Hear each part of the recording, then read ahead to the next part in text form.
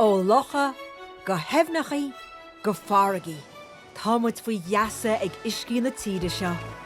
Téan ráic ar an uisce I bhaim ar an n-aibhneacha, agus an aineoin Tithe, creme is tiltte, tá muintir na hÉireann fós mílte ag Tithe Cois Uisce.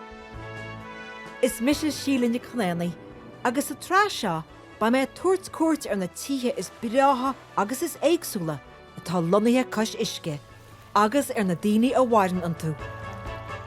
Céan dríocht atá ag uisce a bheallann a gúnaí muid, céan inspráide an muid mhaith, agus cécha I dain an tuisce I bhaim ar dhearan na ddíthe tíomh leis, agus ar bheonn na naoine a chunaíonn an tub.